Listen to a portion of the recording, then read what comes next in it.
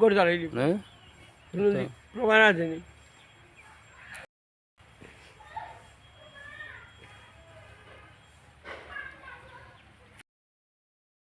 আশিস চক্রবর্তী বাড়ি কোন জায়গা সিনাতো মুন্সি বাড়ি মুন্সিপাড়ি কি তুইছে হঠাৎ করে আমি রাত 12টার সময় রাত 8টার সময় আমি খাওয়ানো বইছি আর পেটে খুব ক্ষুধা আছে এবার যে আমার বাড়ি বাতি যায় গিয়ে থাকি আমার সকাল 12টার সময় ভেন জ্বলি আর কি ওই দৌড়িয়ে বার হয়েছি বাড়ি এত বারণ তো দৌড়িয়ে আইছে ইয়া কিন্তু টানি কিছু 12 সব চলে গেছি সরুর লোক আমার দুশ্মনী নাই কেউ আমার হচ্ছে 10 টাকা ভাইটাও না সরুর লোক আমি দেওয়ারও করছি না দরবারও করছি না কিচ্ছু করছি না কোনোদিনই করছি না আমারও বাড়ি দেওয়া করতে পারবো যে তার লোকের ডং ডাবলা করে কোনো সময় কিন্তু আমার বাজারে হাঁটে রাস্তায় কাটে কোনো যে আন্দোলন মাইডাকে সরুর লোক কিচ্ছু নাই আমি যে আমার যে করছি যে করছে আমি প্রশাসনের কাছে সুবিচার চাইতেছি নাই আর নাই তারা বাড়িতে গিয়ে যদি আমি কোনো গোলটা বাইরিয়ার ভাই তারা 10 টাকা দেয় এইলে আমার সংসার চলে তারা দেওয়াই বাড়ি ঘর জায়গা জমিনও কথা এরা দেওয়া কাগজ কেয়ার জায়গা দেওয়া আছে বাড়ি দেওয়া এটা তারা দেয় আমি বাঁচি আছি আমার কিছু নাই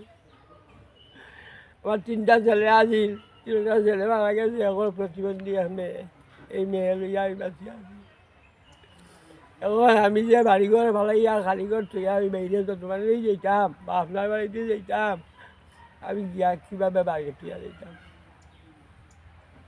এটা গর্দা দেখা তারা সাহায্য সহানুভূতি লইয়া আমি পালাইছি নিজের রোজগার করিয়া কালকে রাত্রে চলছে তো যাই হোক আসলে যারাই এটা করছে আসলে এই দুষ্কৃতি যারা আসলে এরা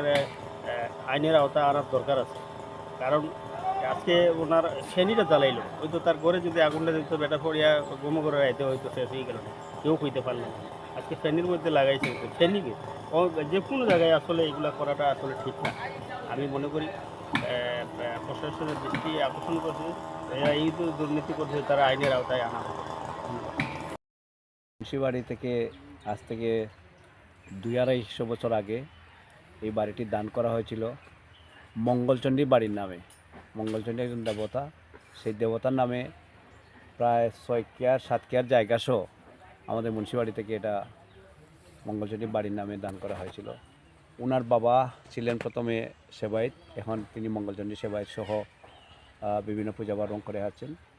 আমাদের এই এলাকাটা একটি সম্প্রীতির এলাকা, এটা সুন্দর এলাকা, সেটা আপনি নিজেও জানেন যে রহিমপুর ইউনিয়ন বা এটা হিন্দু মুসলমান একটা সম্প্রীতি আছে। তো অত্যন্ত দুঃখজনক হলো সত্য যে কালকে যে ঘটনাটা ঘটেছে সেটা আমরা তীব্র নিন্দা জানাই, প্রতিবাদ জানাই এবং ভবিষ্যতে যাতে এই ধরনের দুঃসাহস কেউ আর দেখাতে না পারে আমার বিশ্বাস কমলগঞ্জ প্রশাসন এর দৃষ্টান্তমূলক একটা ব্যবস্থা নেবে, তদন্তের মাধ্যমে বাইর করে আনবে এই দুষ্কৃতিকারী কারা এবং ভবিষ্যতে যাতে এই ধরনের ঘটনা না ঘটে সেই জন্য কমলগঞ্জ প্রশাসনের প্রতি আমি আহ্বান রাখছি।